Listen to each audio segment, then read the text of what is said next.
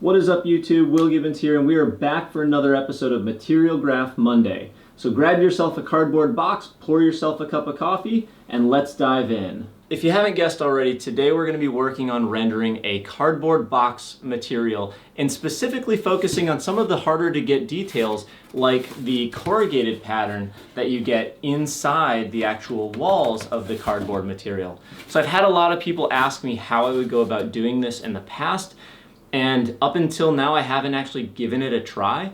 So I thought this would be a really cool challenge for Material Graph Monday. So without further ado, let's go. Now, before we dive into today's tutorial, I want to thank you guys so much for all the support you've given me, whether it's through comments or liking, subscribing, or sharing the videos. Even on Instagram, some of you guys have followed along and shared your progress and your images on Instagram. Feel free to do that. Tag me. I will share you in the stories. I'd love doing that. Just wanted to say thanks because I know you guys have so few hours in the day and you're choosing to spend your valuable minutes watching my content and learning, and I really appreciate it. So thank you guys so much. And as always, to follow along with today's tutorial, you're going to want to head on over to willgibbons.com/downloads to get your project files in order to follow along with the cardboard tutorial today. Once you've downloaded the project files, go ahead and open that folder. You'll see a folder for labels. You'll see our cardboard box model and a couple of textures called corrugated cardboard, and of course our image reference that we're going to use as well. So I'm going to drag this down in the bottom corner so we have that for safekeeping, and then I'm going to go ahead and launch KeyShot. Let's make sure that we go ahead and import our model, find the FBX file and drag that into KeyShot, and go ahead and accept the default import settings.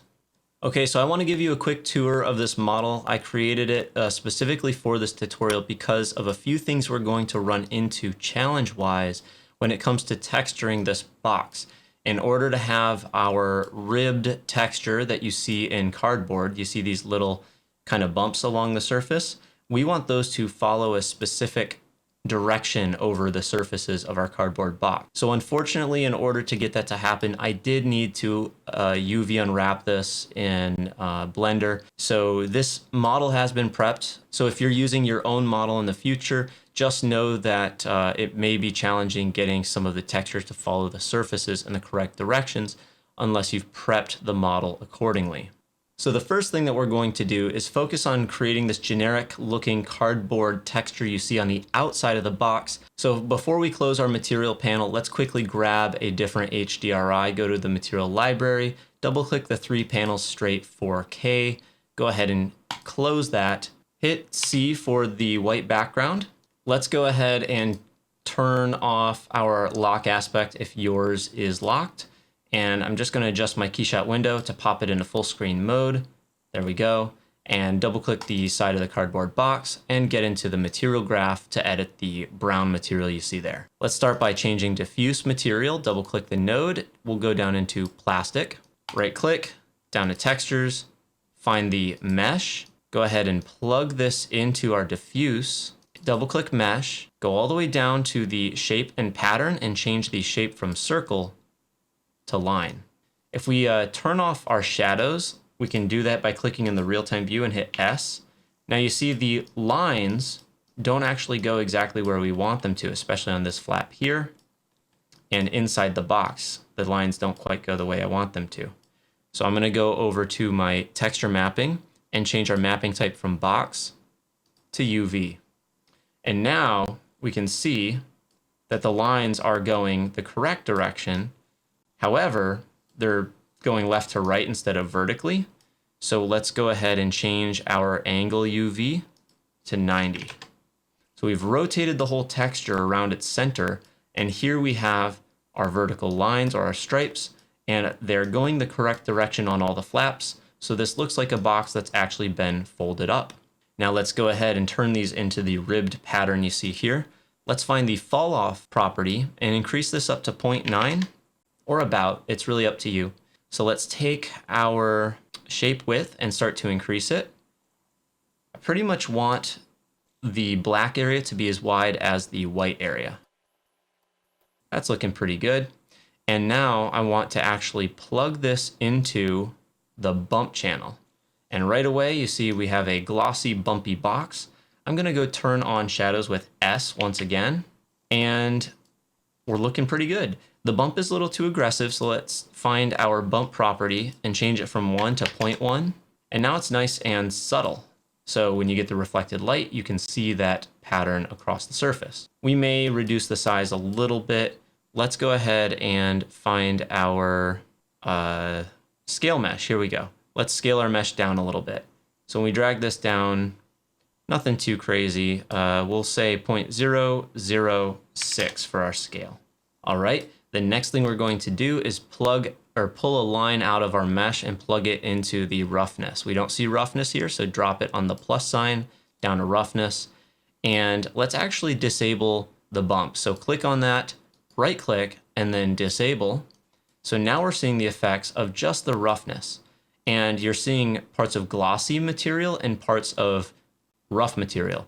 If we hit C to preview our mesh, the glossy parts are represented by black.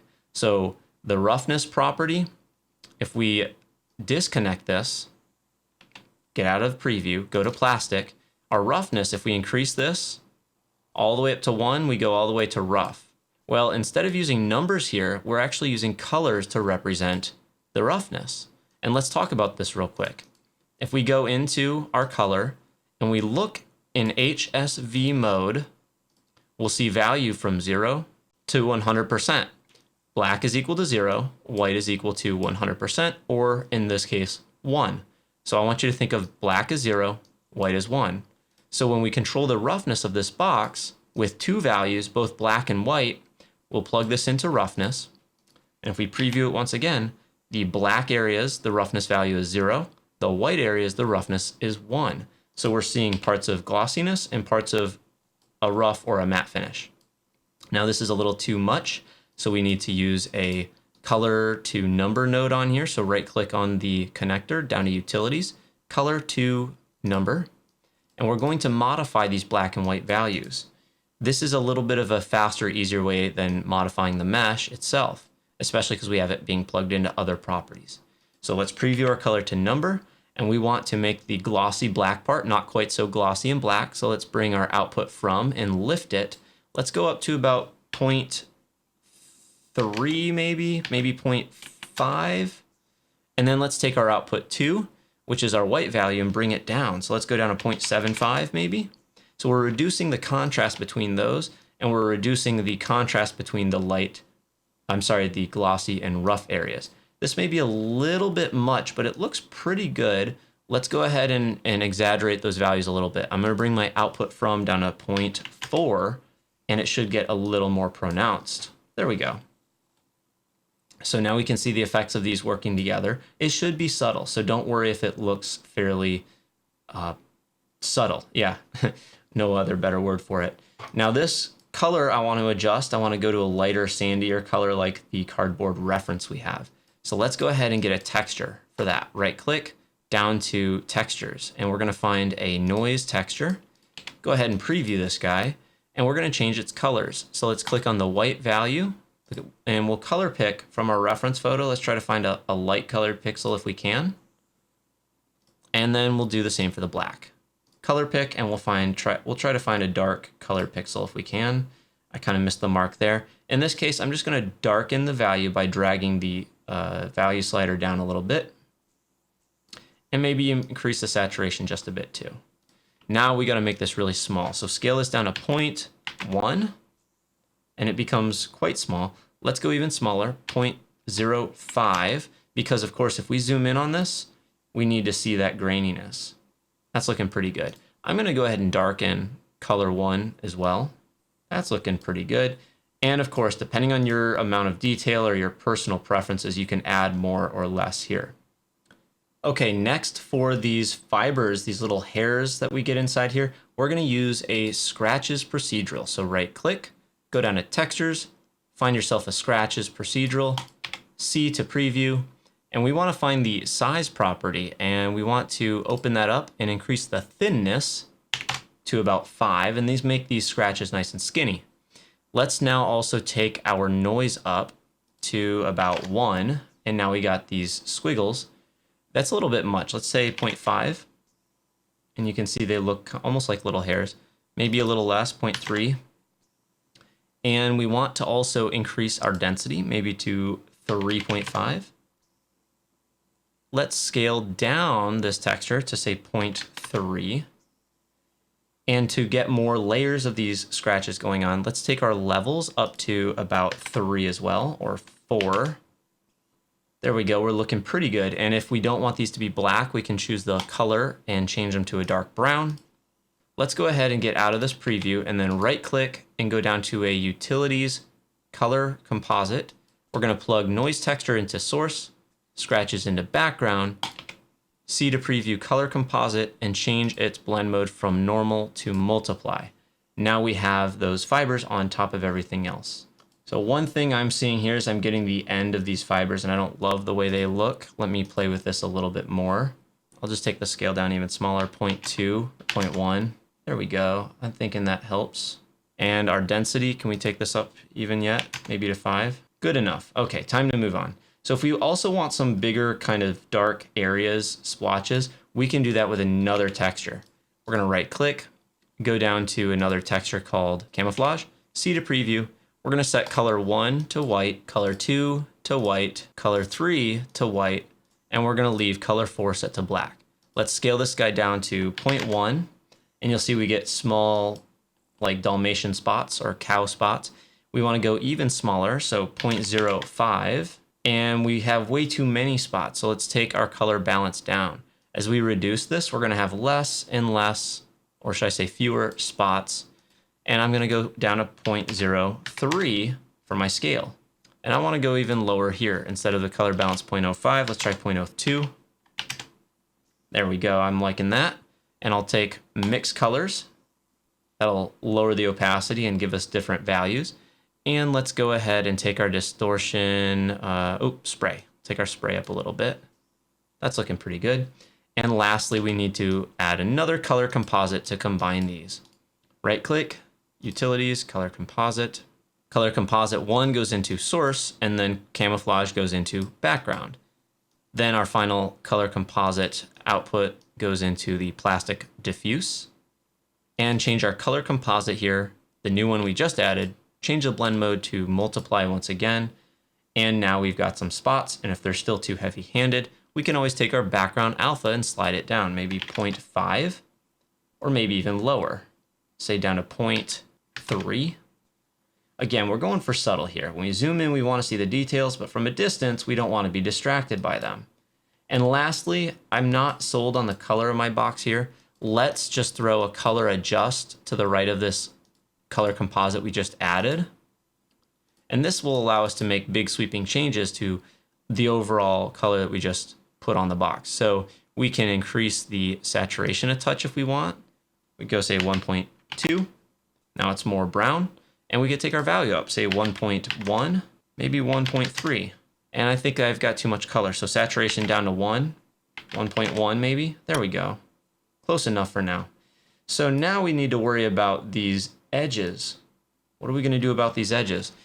Well, let's go ahead and clean this up with our align to work area. So here's what we've got going on for this cardboard on the outside, but these edges are what we have to worry about next. Now we're going to go ahead and close our material graph. I want to start by basically copying and pasting this cardboard material we just made onto all these other flaps or these edges, the colored edges. And then we're going to add that displacement texture to get the extra detail. So to copy this, we're going to shift left click to copy, and then we're going to paste it on here. So we're going to use shift control right click to paste. And what that does is it pastes it as a duplicate. So if we go to our scene tree and our in scene materials, we'll see we have two of the same material. That's because we copied and pasted this as a duplicate. It's called glossy, so let's rename this to cardboard. And we've got edges. Let's go ahead and rename this to, and we're gonna do the same for the other end. So control shift left click, control shift right click, paste as a duplicate. Also, I'm gonna go ahead and save just so I don't crash and lose everything. Just plain old save to the desktop is fine. We'll call this cardboard.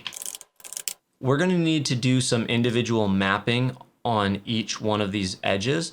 And if we look right now, if we go ahead and turn off parts of our model, you'll see the way this came in is those edges are all individual strips, but they're not necessarily individual pieces.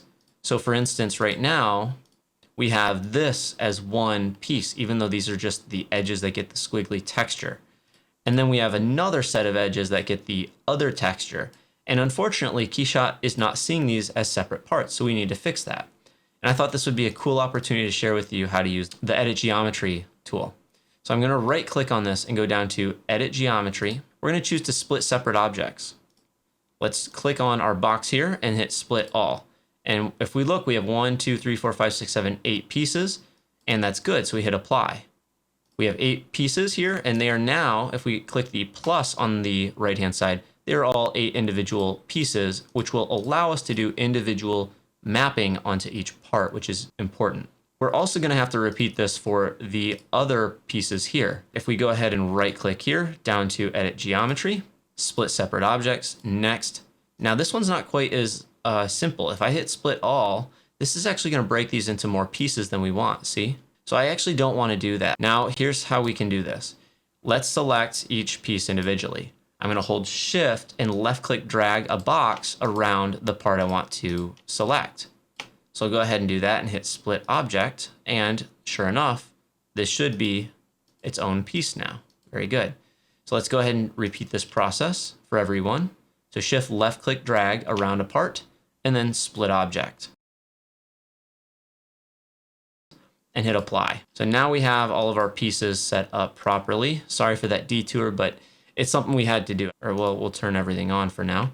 And let's get our textures on here. Beginning with this edge, if we open up our project files, we're going to find the corrugated cardboard displacement texture number 1, the squiggly one. Drag it into the material graph of this part. So double click the strip, go into the material graph, back to our project files, and drag the corrugated cardboard displacement 1. And here we're just going to preview it with C and just worry about mapping it correctly. We're switching this to UV because I did indeed apply UVs to the surface. And then now in this case, what we're going to do is go ahead and just click Position Texture and click on the surface somewhere. Let's go ahead and hit the green checkbox. And then from here, we actually need to, believe it or not, rotate this 90 degrees and hit Enter. Now we see some strips.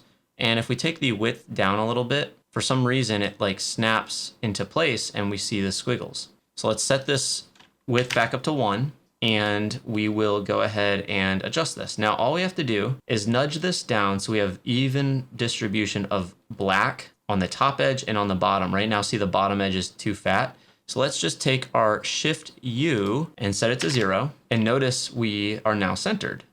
That's a little bit of a lucky case. They're not all going to work that well. We can set Shift V to 0 as well. And now we're going to basically use this as a reference and kind of paste this as a copy onto each other part and then remap it. Plug this into a utilities and down to geometry and displace. So we're going to plug this into displace, and we're going to plug displace all the way into the geometry of our root node. Double click displace and make sure our displacement height is really small. We want to do something like 1 centimeter. And let's try with these default settings. If I click execute, it takes a second to process. If we look inside here, it's looking pretty ugly. That's because our triangle size is too big. Let's try 0.1. Still not looking much better. Let's try 0.01. Now we're looking a little bit better, I believe. Oh, I know what's going on. We're actually extruding our cardboard. We want it to push in. So let's use a negative value for our displacement, -1. There we go. Sorry about that. I got a little mixed up. So now we can see we have our squiggly line or shape. So now what we want to do is basically copy this onto all these other parts, but we want to make changes. So here's how we're going to do it.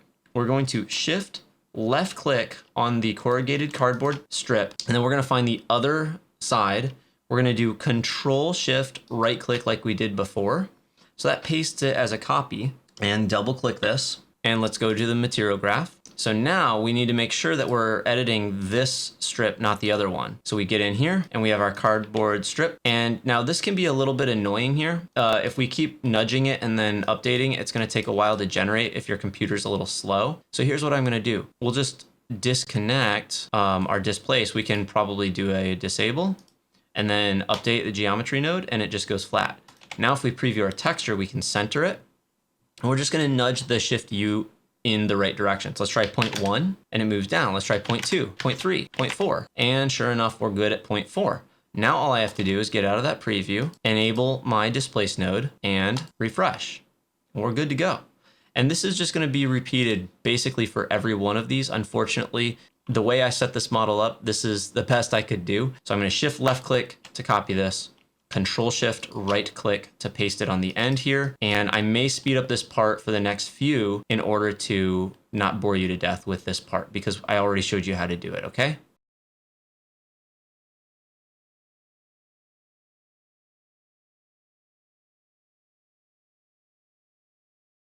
Now, once you get to the inside of the box, if you can't see very well because it's too dark inside there, just hit S on the keyboard to turn off shadows. Also, you may need to go into your displace height and make it smaller, let's say -0.5 for the inside displace on these flaps inside the box so they don't protrude out the top of the surface.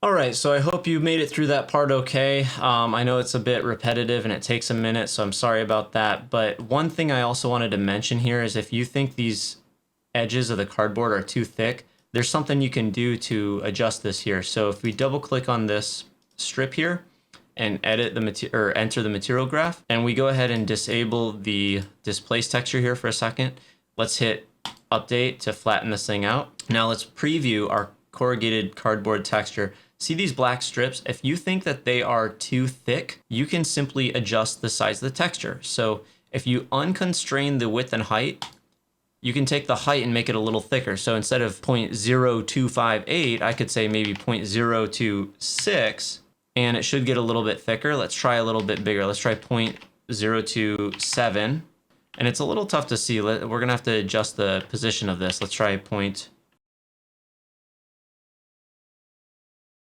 All right, so after adjusting these numbers and playing with them a little bit, playing with the height and the shift value, if I can show you, now the black parts on the top and bottom are a little thinner because we basically stretched this texture and enable that displace and then update it. We now have a thinner wall down here if that's your preference. So we're looking pretty good. Now we have to worry about those sides, but those sides are going to go a lot faster, and I'll show you what's going on with those. So if we close our material graph, the sides or the edges I'm talking about are these ones. And again, with a scene that's lit so evenly, it's kind of hard to see. But if we look at the edges here and we double click on them, we're going to grab our other project file texture here, and we're going to pull that into the material graph just like we did with the other one. So if I go ahead and pull this into here, let me go ahead and try connecting this. If I just preview it in here, we can see it's on the edge. We're going to go ahead and set this to UV because there's no way we can make a texture follow this complex surface without those. And we want to position our texture just to get it on the edge. And I want to set my angle UV to 90. Again, it's finicky. For some reason, you have to adjust the size after changing it to UV for it to snap into place. Now we can try our angle UV to 90 and we get these lines. And this is what we want. This texture is basically made to represent, the skinny line is supposed to represent the cardboard edge from that internal corrugate shape, I guess. And this is just a matter of nudging this a little bit here, just like we did before. So we can take our Shift V down to 0 and we can play with our Shift U, which is at -0.3. Let's just zero it out and see how it looks. We have a thick stripe on top. We actually want to move the whole texture up, I believe. So let's try 0.1. So after getting this into place, I could also hit flip vertical and it will just basically move that stripe. And what I'm trying to do basically is get this black line to align up with the internal squiggly line here, more or less. It doesn't have to be perfect, at least at this, I just want this to work pretty well. So we're gonna get out of this preview, pull a geometry node, displace, connect these guys, double click our displace. Let's set our displacement height to -1. And let's try our, let's see, our triangle size is at 0.1. Let's go ahead and leave that. Plug in our displace to geometry and let's hit execute and see how this looks. So it looks like it messed up. So let's take our triangle size and our displacement height both down. Let's start with our displacement height and say -0.1, very small amount, and let's update it. There we go, much better. So I didn't want this whole surface to blow up. And if we're displacing this by quite a bit, we run that risk because of the shape of this. So I'm going to make this probably even smaller, potentially. Let's try increasing our triangle size a little bit. Let's say 0.05. And let's take our displace height down to 0.05 centimeters as well, and just refresh. In this case, we need to place this on the other edges too. So we're gonna close this material graph. Let's copy, shift left click to copy this, and shift control right click on the edge here to place it. And in this case, you're gonna find that these edges are not gonna be needed to be adjusted nearly as much as the other ones were. In fact, I think when I tried this previously, I didn't even bother because again, we're just looking for a little bit of texture to hint at the fact that this is indeed a 3-ply material here. So overall, our box is looking pretty healthy. We have some tape to deal with. We also have these edges down here. I forgot about these. We can control shift right click to paste our material down here if we want. Now let's go and find our tape and turn that on. We'll double click it. We'll pop into the material graph and we see it's a diffuse material. Let's set this to plastic and let's set our color to be very close to our box. Let's make it a little bit lighter and let's set our roughness pretty high. We'll say 0.2, and then we want some color variation. Right click, we'll go down to textures and find our noise texture. So go into our plastic, let's steal this beige color. And then inside our 2 colors for our noise, we're gonna use this beige color and one that we had saved previously. So they're very close to one another. And we'll plug this into our diffuse color for plastic. If we preview it, we don't even see a difference. Let's scale this down to say 0.5. And we want this to be different enough that we can see the difference between these 2 colors. Let's just darken one of them till we can see our noise pattern. And then I'm gonna scale this up now. Say, that's probably about the right size, maybe 1. And now I'll bring these closer together to the point of where we pretty much can't even see a difference. Just so subtle. There we go. And we could get another small noise if we wanted to, but I think, yeah, why not? Let's go and get a noise fractal. Let's make this real small, 0.1. So here will be kind of our grit, and then let's take our black color and make it not so dark. And let's plug this into a color composite. Set to multiply. We'll use a color adjust just like we did before. So here we can take our value up without messing with those other textures. Now there's also a little detail that I thought was pretty cool that I added before, which is a bumpy pattern where you've seen the tape where you get the kind of fibers inside it, the reinforced tape. I wanted to do that just because it's fun. So right click down to textures and mesh, preview our mesh. We're gonna go down to our shape and set it to lines. We're gonna make these guys really, really small, the width at least. And let's even scale it down so we have 4 of them showing. Now I want them more spaced wider apart a little bit, set it to UV. And then what we can do is take our scale mesh and just increase the whole thing. And then from here, if I want my spacing wider, I can adjust it. And we could still use our Shift U and V to slide these on over if we want. Okay, and one other thing I wanted to do with this is take our fall off and increase it to soften those edges. You guys probably saw that coming a mile away. There we go. And I'm also going to go ahead and use, what else? Get out of that preview and plug this into the bump of our plastic. We don't quite see that effect take place right away if it's a little bit dark. This has a lot to do with our lighting in order to see this effect here. And so let's go ahead and make this lit a little bit better so we can see what's going on with this box. We'll go ahead and hit Control 5 to add an area light. We'll lift it up, or I guess it's not an area light yet, it's just a plane. Move this on over, double click it, and set it from diffuse to area. And now let's set its color to something more neutral. And let's increase its brightness. And now when we come in here, we can see, hopefully, we have some texture. And the more we move our, well, we can't really see it now. Let's go ahead and find it down here. Move. Let's go ahead and pick our box as our pivot and then just rotate. So I wanted the shadow of the tape to be to the right, and we're going to go into our environment settings and just drop the brightness here, say 0.5, so we can see the effect of this area light much more easily. So I zoom in here and I let this res up for a second. You'll see what we just did with that tape. Get these kind of vertical streaks. I may want to go into product mode here to make this thing look a little more natural. And we could also go into our material graph and play with this bump height. Let's try 2, 3. Now we start to get that tape texture. If we want to crisscross it, all we have to do is duplicate this guy and angle UV. Let's, before we change it, let's turn off sync. Make sure that's not blue. Angle UV, you can type in 90. Get out of this preview. Grab a bump add. So we're going to add a bump add to the right of our first mesh. Plug this into the back, or sorry, bump 2. And now we have them both working together. But one of them is going the wrong direction.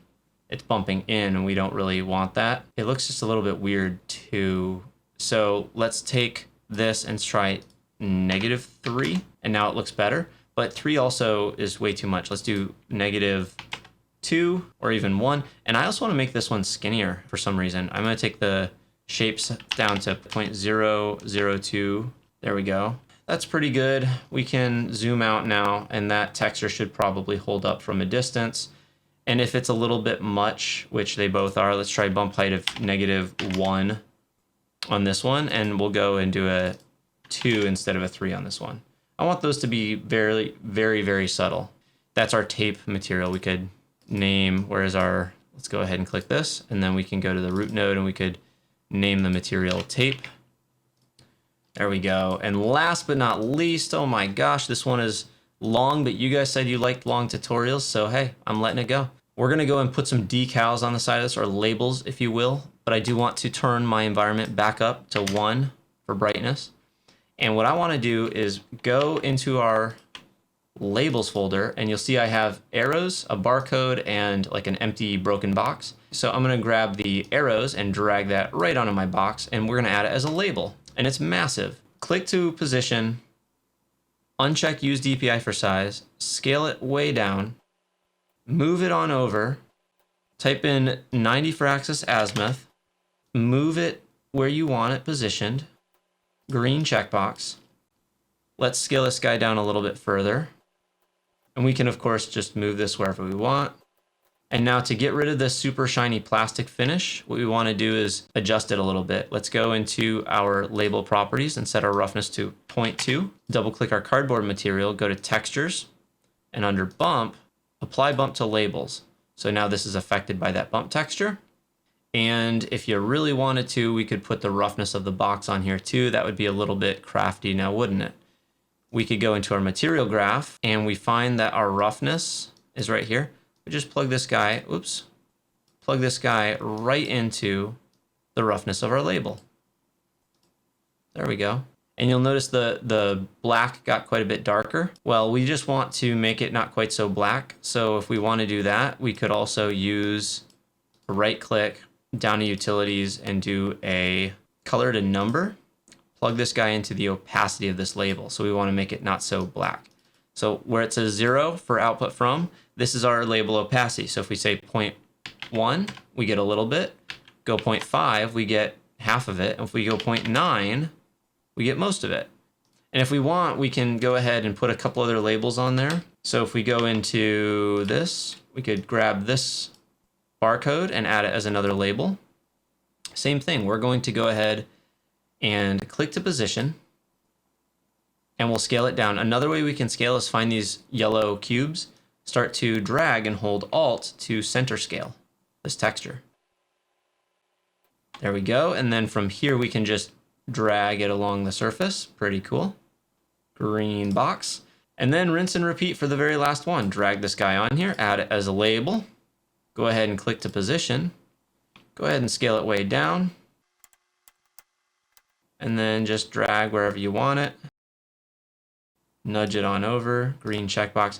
If we want the same treatment on these two as we got on the other arrow, this is easy. Open that material graph. And the things that we have going into this plastic, which is the arrow label, we're going to do the same thing. We're going to drag a connector into the opacity of this one and this one, which are the other two labels. And we're also going to use the roughness from the box. So we can pull out from here and connect it to the roughness of this label and this label.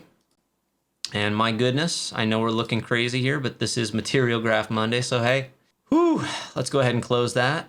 Pat yourselves on the back. You've got a fine looking cardboard box, if you ask me.